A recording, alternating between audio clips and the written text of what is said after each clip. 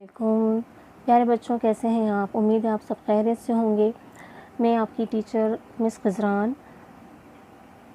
آپ کو پتہ ہے کہ آن لائن کلاسز کے ذریعے آپ کو ہوم ورک مل رہا ہے، لیکچر مل رہے ہیں، تو مجھے امید ہے کہ آپ اس کو بہت اچھے طریقے سے فالو کر رہے ہوں گے۔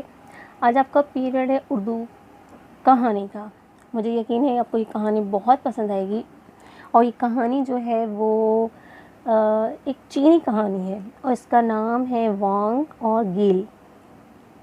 بہت پرانے زمانے کی بات ہے، چین کے بلند اور برف پوش پہاڑوں کی وادی میں وانگ زی تنگ نامی ایک چھوٹا سا نابینا بچہ اپنے چھوٹے سے لکڑی کے گھر میں اکیلا رہتا تھا۔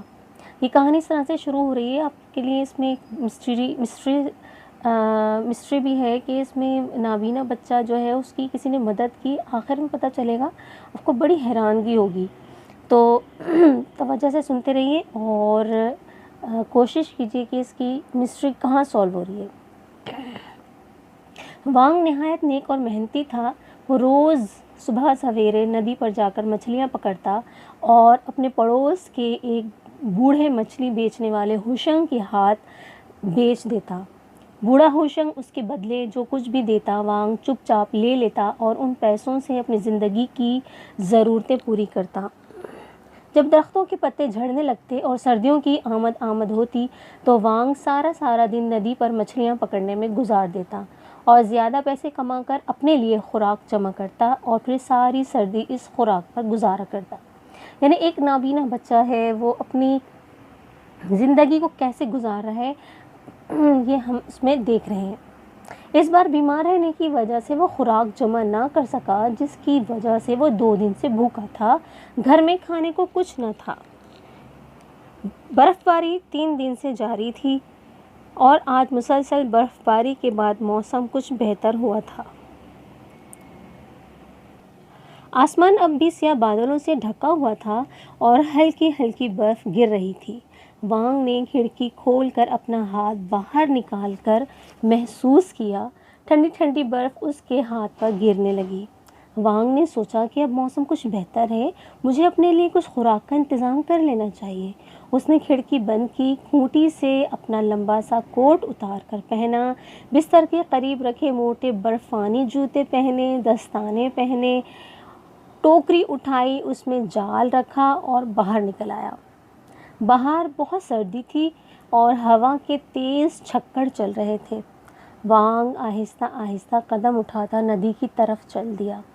بار اس کے پاؤں برف میں دھنس رہے تھے۔ بھوک کی وجہ سے اس کا سر چکرا رہا تھا۔ وہ بڑی مشکل سے ندی تک پہنچا، لیکن ندی کا پانی بھی سخت سردی کی وجہ سے جم گیا۔ وانگ کو بہت دکھ ہوا، اس کی آنکھوں سے آنسو گرنے لگے۔ اس نے سوچا، کاش میری آنکھیں ٹھیک ہوتی تو میں برف میں جمی ہوئی مچھلیاں ہی لے لیتا۔ پھر اس نے اپنے کوٹ کی آستین سے آنسو پونچھے اور واپس گھر کی طرف چل دیا۔ ابھی وہ درختوں کے جھنڈ میں سے گزر رہا تھا کہ اس کو یاد آیا 3 دن پہلے جب وہ ندی پر مچھلیاں پکڑنے آیا تھا تو اس نے صرف آدھا بند کھایا تھا اور آدھا رومال میں لپیٹ کر اپنے کوٹ کی جیب میں رکھ لیا تھا۔ اس نے جلدی سے جیب سے بند کا ٹکڑا نکالا اور کھانے لگا۔ بند 3 دن کا باسی ہونے کی وجہ سے کے باوجود بھی ابھی تک نرم تھا۔ ابھی وانگ نے ذرا سا کھایا تھا کہ اس کو کسی کے رونے کی آواز سنائی دی۔ وانگ نے آواز کی سمت سر گھما کر پوچھا، تم کون ہو اور کیوں رو رہے ہو؟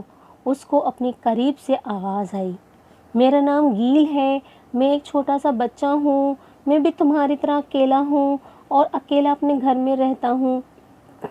3 دن کی طوفانی برف باری کی وجہ سے اپنے گھر سے نہیں نکل سکا، اس لیے 3 دن سے بھوکا ہوں۔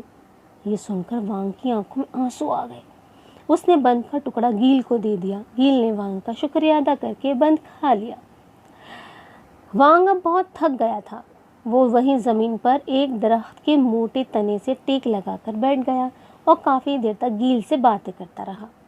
جب موسم خراب ہونے لگا تو گیل نے وانگ کو ایک اخروٹ دیا اور کہا کہ رات کو سونے سے پہلے یہ اخروٹ اپنے دونوں ہاتھوں کے بیچ میں رکھ کر دبانا۔ جب اخروٹ کے 2 ٹکڑے ہو جائیں تو انہیں اپنی آنکھوں پر رکھ لینا اور 10,000 تک گنتی گننا، تمہاری آنکھیں بالکل ٹھیک ہو جائیں گی۔ وانگ یہ سن کر بہت خوش ہوا۔ اس نے گیل کا بہت بہت شکریہ ادا کیا اور اخروٹ جیب میں ڈال کر واپس گھر کی طرف چل دیا۔ گھر پہنچ کر اس نے آتش دان میں لکڑیاں ڈال کر آگ جلائی اور اس کے قریب بیٹھ کر بے چینی کے ساتھ رات کا انتظار کرنے لگا۔ جب رات ہوئی تو وانگ نے گیل کے کہنے پر عمل کیا۔ اس نے اخروٹ اپنے ہاتھوں کے بیچ میں رکھ کر دبایا تو وہ ہلکی سی آواز کے ساتھ ٹوٹ گیا۔ اس نے اخروٹ کے ٹکڑے اپنی آنکھوں پر رکھے اور گننا شروع کر دیا۔ ابھی وہ صرف 100 تک گن پایا تھا کہ آنکھیں نیند سے بوجھل ہونے لگیں اور وہ سو گیا۔ صبح وانگ کی آنکھ کھلی تو وہ آنکھیں پھاڑ پھاڑ کر اپنے چھوٹے سے گھر کو دیکھنے لگا اور پھر خوشی سے دیوانوں کی طرح چلانے لگا، میں دیکھ سکتا ہوں، میں دیکھ سکتا ہوں، مجھے سب کچھ دکھ سکتا ہے۔ وہ خوشی سے دیوانہ ہو رہا تھا کہ اسے یاد آیا کہ یہ خوشی دینے والا تو گیل ہے، مجھے جلدی سے جلد یہ خوشخبری گیل کو سنانی چاہیے۔ وانگ نے جلدی جلدی کوٹ اور جوتے پہنے اور باہر نکل آیا۔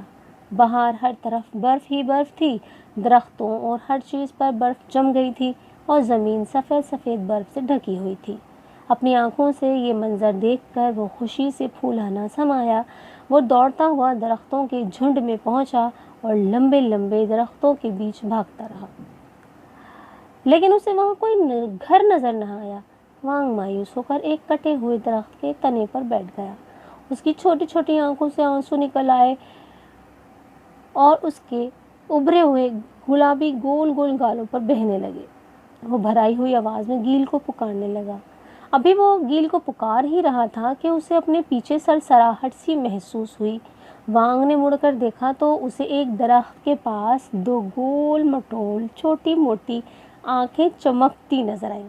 وانگ جلدی سے اٹھا اور درخت کے قریب جا کر دیکھنے لگا۔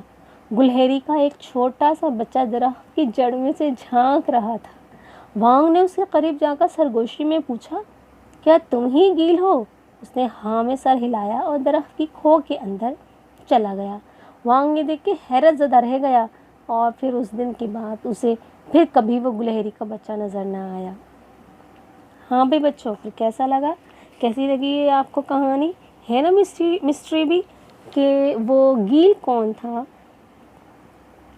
یہ میں آپ کو نہیں بتاؤں گی، لیکن اب آپ کو خود اس کو تلاش کرنا ہے۔ آپ نے اسٹوری کے اینڈ میں سنا، یہ آپ کو ایک پیاری سی ورک شیٹ ملے گی، اس میں آپ اس کو فل کیجئے گا اور مجھے یقین ہے کہ آپ کو آج کی اسٹوری، آج کی کہانی پسند آئی ہوگی۔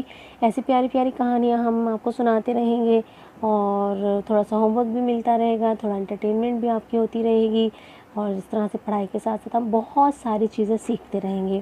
اس میں کچھ سوالات بھی ہیں کہ بھئی نیکی کرنے سے کیا ہوتا ہے، پریشانی میں کیا کرنا چاہیے اور اگر کوئی دکھ میں ہو یا درد میں تو پھر ہمیں اس کی کیسے مدد کرنی چاہیے۔ تو مجھے یقین ہے آج کی کلاس آپ کو پسند آئی ہوگی۔ آپ کا بہت شکریہ اور اپنا بہت خیال رکھیں اور بار بار ہاتھ دھوتے رہیں، بلا ضرورت گھر سے باہر نہ نکلیں، لوگوں سے سوشل ڈسٹینس رکھیں اور اپنے والدین کا بہت کہنا مانیں، ٹائم سے اپنا ہوم ورک کریں، اپنے کام کریں اور تمام اپنے جو ورک شیٹس ہیں ان کو کمپلیٹ کریں۔ انشاءاللہ آپ سے پھر ملاقات ہوگی دوبارہ نیکسٹ کلاس میں۔ اللہ حافظ۔